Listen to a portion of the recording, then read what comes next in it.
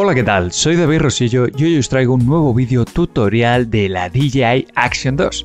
No me he olvidado de ella y espero que ya hayas visto la comparativa con la GoPro 10 y la review que tienes en el canal y que te dejo por aquí arriba también.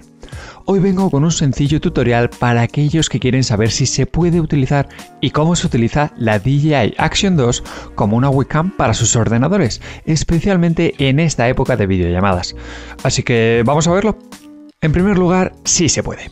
Puedes utilizar tu espectacular DJI Action 2 como webcam para tu ordenador o portátil sin ningún problema, así como para retransmitir tus partidas en directo mediante YouTube o Twitch.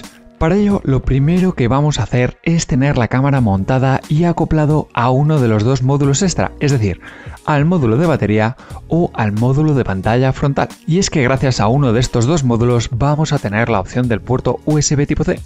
Si no dispones de ninguno de los módulos en este momento, no vas a poder utilizar tu cámara como webcam, lo siento. Por cierto, te dejo los enlaces a los mejores precios de estos módulos en la descripción. Y ya que estás por aquí abajo mirando esos links, no olvides suscribirte y dale a la campanita. A continuación, conectamos un cable USB a USB tipo C tanto al ordenador, en mi caso un Mac, como al puerto de la cámara USB tipo C. Al conectarlos, vamos a ver inmediatamente en sus dos pantallas o bien en su pantalla trasera, te va a mostrar un mensaje automático que te pide seleccionar el tipo de conexión USB.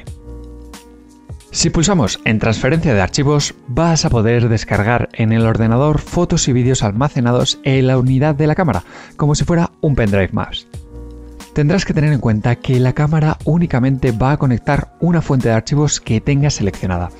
Recuerda que, como ya vimos en la comparativa de la Action 2 frente a la Go 2, que te dejo por aquí arriba, contamos con memoria interna o memoria por tarjeta microSD, por tanto tendremos que seleccionar previamente desde cuál memoria queremos que cargue y se conecte.